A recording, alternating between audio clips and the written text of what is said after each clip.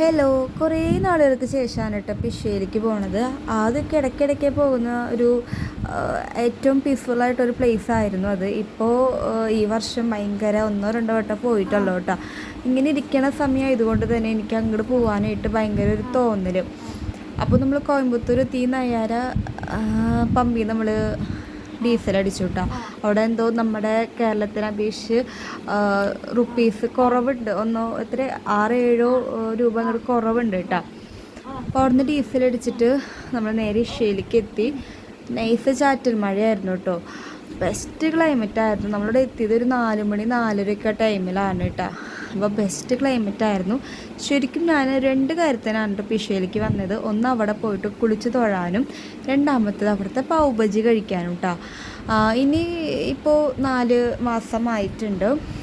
ഇനിയിപ്പോൾ വയറൊക്കെ ആയി കഴിഞ്ഞാൽ അവിടെ കുളിക്കാനൊന്നും കുറേ നിയമങ്ങളൊക്കെ ഉണ്ട് കേട്ടോ അവിടെ കുളിക്കാനൊക്കെ ആയിട്ട്. അപ്പോൾ വയറൊക്കെ ആയി കഴിഞ്ഞാൽ പറ്റുമെന്നറിയില്ല.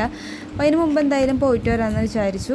പിന്നെ കുറച്ചുകൂടി കഴിഞ്ഞ് ട്രാവലിംഗ് ഒക്കെ ഇച്ചിരി ബുദ്ധിമുട്ടാണ്. ഇനി എന്തായാലും ബേബിക്കായിട്ടാണ് നമുക്കിനി വീണ്ടും മിഷയിലേക്ക് വരാനായിട്ട് സാധിക്കുള്ളൂ. അപ്പോൾ അവിടുത്തെ മാങ്ങ എനിക്ക് ഭയങ്കര ഇഷ്ടമാണ് കേട്ടോ. പ്രത്യേകിച്ച് എന്താണെന്നറിയില്ല, അവിടുത്തെ 30 രൂപയാണ് ആ ഒരു കപ്പിന്. മാങ്ങ വാങ്ങി കഴിക്കുമ്പോൾ പ്രത്യേക ഒരു ഫീലാണ് കേട്ടോ. പിന്നെ അവിടുത്തെ റൂൾസൊക്കെ ഉണ്ട്. നമ്മൾ ഫോണും ബാഗും കാര്യങ്ങളൊക്കെ അവിടെ ഡെപ്പോസിറ്റ് ചെയ്യണം. എന്നിട്ട് വേണ്ട പോയി വന്ന് കുളിക്കാനായിട്ട്.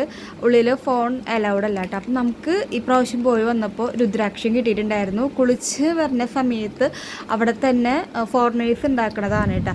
അപ്പോൾ സെയിൽ ചെയ്യാൻ ചോദിച്ചപ്പോൾ അവർ പറഞ്ഞു ഫ്രീ ആണെന്ന് പറഞ്ഞു, ടോക്കൺ എടുത്താൽ മതി എന്ന് പറഞ്ഞു. അപ്പോൾ നമ്മളങ്ങനെ ഒരു 8 രുദ്രാക്ഷം വാങ്ങി. ഞാൻ അപ്പം തന്നെ അത് കൈമ കെട്ടിയിട്ടാണ്. ഇനിയിപ്പോൾ വേറെ പീരിയഡ് സംബന്ധമായിട്ടുള്ള ബുദ്ധിമുട്ടുകളൊന്നും ഇപ്പം ഇല്ലല്ലോ എന്ന് വെച്ചിട്ട് ഞാനത് കയ്യിൽ കെട്ടി അപ്പം തന്നെ. പിന്നെ അവിടെ ഈ 10 രൂപ കൊടുക്കുകയാണെങ്കിൽ ഇങ്ങനെ ശിവൻ്റെ ടാറ്റു, ശൂലം, പാമ്പ് അങ്ങനത്തെ അവർ ഇങ്ങനെ ടാറ്റു അടിച്ച്, ടാറ്റു അല്ല, വെള്ളം നനഞ്ഞ് കഴിഞ്ഞാൽ അപ്പം തന്നെ പോകട്ടെ. വെറുതെ ഒരു ജസ്റ്റ് ഒന്ന് ട്രൈ ചെയ്തൊന്ന് മാത്രം.